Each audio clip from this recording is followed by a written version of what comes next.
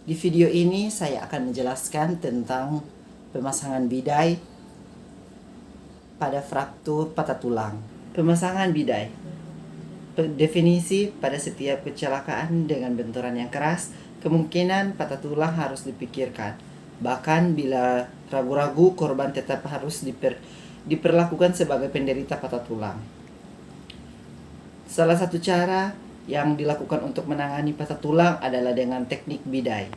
Tujuan: mempertahankan posisi bagian tulang yang patah agar tidak bergerak, memberikan tekanan, melindungi bagian tubuh yang cedera, memberikan penyokong pada bagian tubuh yang cedera, mencegah terjadinya pembengkakan, mencegah terjadinya kontaminasi dan komplikasi, memudahkan dalam transportasi penderita. Indikasi: yang pertama, pada klien dengan patah tulang terbuka dan tertutup. Yang kedua, dislokasi persendian. Yang ketiga, kecurigaan adanya fraktur bisa dimunculkan jika pada salah satu bagian tubuh ditemukan, seperti pasien merasakan tulangnya terasa patah atau mendengar bunyi krek.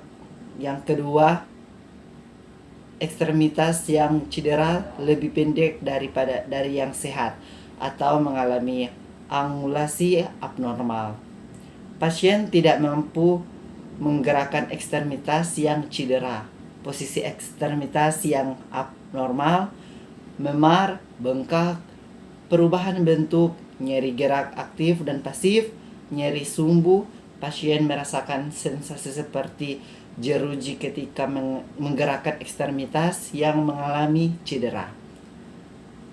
Pendarahan bisa ada atau tidak, hilangnya denyut nadi atau rasa raba distal lokasi cedera, kram otot di sekitar lokasi.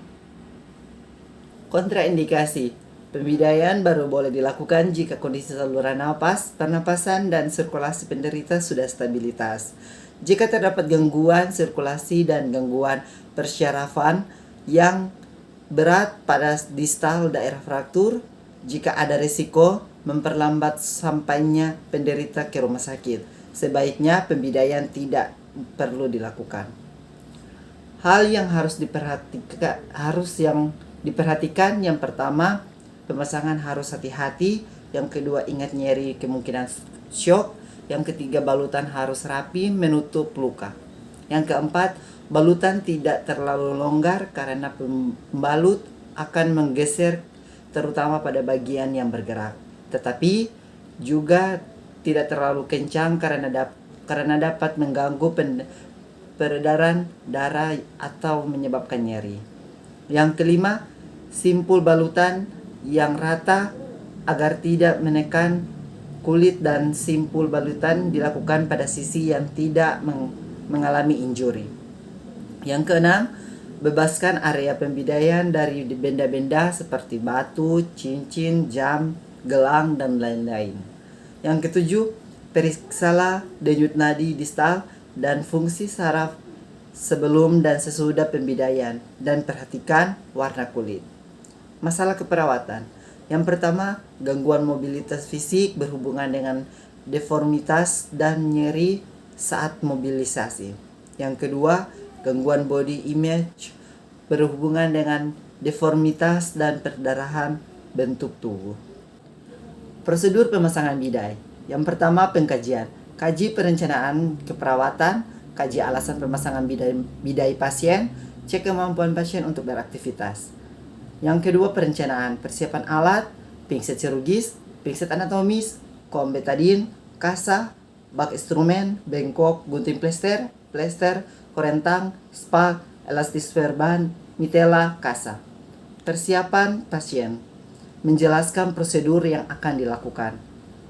Yang ketiga, implementasi.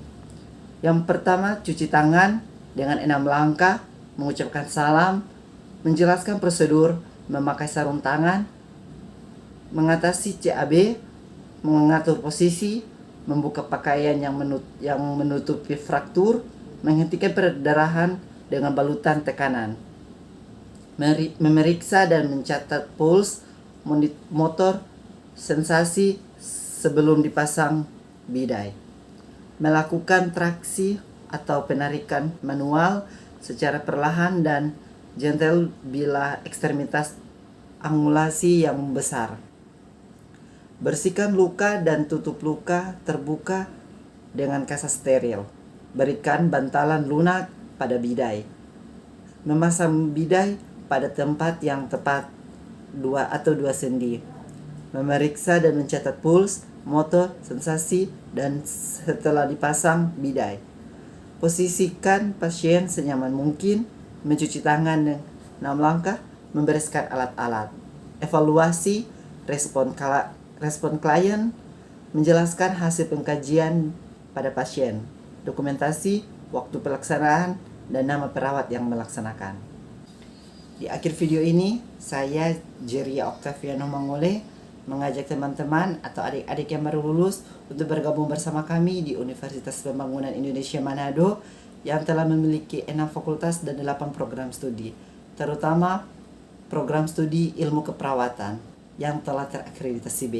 So, tunggu apa lagi? Mari bergabung bersama kami di Universitas Pembangunan Indonesia Manado.